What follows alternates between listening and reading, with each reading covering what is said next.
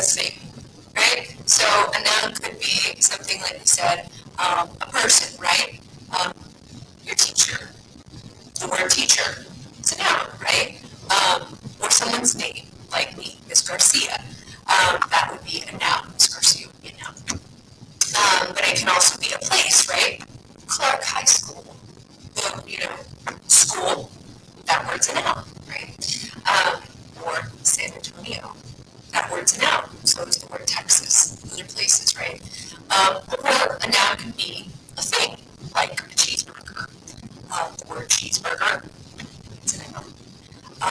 Or a poodle, right? The word poodle, that's a noun. Or iPhone, it's a proper noun because it's a brand, right? So that's what a noun is, right? It's a person, place, a thing. However, here's the other one that we always forget that a noun can also be, and that is an idea. So a noun can also be something that you can't physically hold, like something like freedom, right? The word freedom, that's an idea. It's a real thing. It's a noun, right? But you can't touch freedom, right? You can't hold freedom in your hand. So that would be an example of an idea. Or something like hope, right? The word hope, also a noun, happens to be an idea. Or love, or anger, right? A lot of those emotion words, those are nouns because they are ideas. So that's kind of a little quick overview of what a noun is. A person, a place, a thing, or an idea. And it's a type of word, right? That's all it is. It's just a type of word. It's how we categorize certain words and sentences. So just a little overview. If that is tripping you up, if you have questions, ask me. And what I don't want you to be confused about is that oftentimes we put adjectives, we attach them to nouns to describe them, right? So I don't want you to think that those are nouns. For example, I can say that this is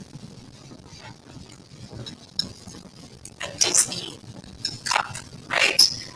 So cup would be a noun. Disney would just be an adjective that's describing the noun in that case. So keep that in mind that sometimes the nouns that we're going to be using, especially today, might have adjectives with them, like Disney cup, right? So just a little heads up on that. Now it's time for our assignment today. So I'm going to go over what we're going to be doing with nouns. We're going to be having fun with nouns today. So we're going to be picking 3 nouns to describe you, to describe your identity, how you define yourself. So kind of fun. We get to talk about everyone's favorite topic, you. Okay, so this is what I mean. This is what I want you to do.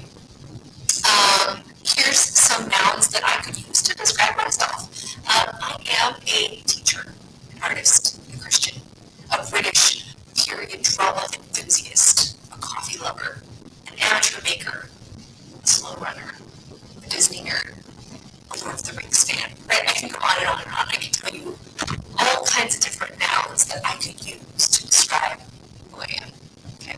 And if you notice, some of these have adjectives attached to them, and that's good because it just makes them a little more descriptive.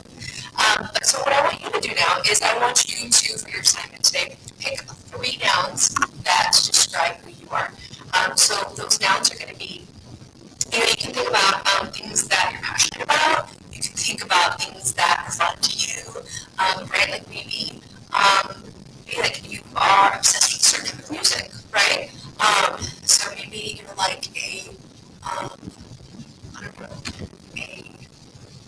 punk rock band groupie, right? That could be a noun that describes you. I don't know. That doesn't describe me, but maybe it describes you, right?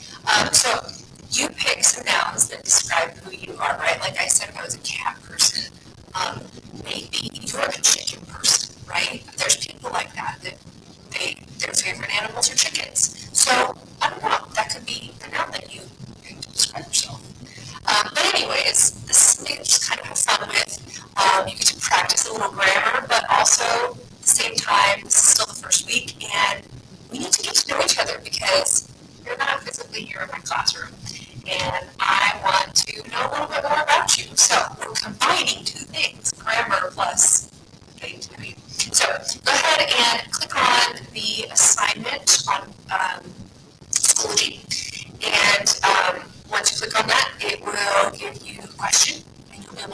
your response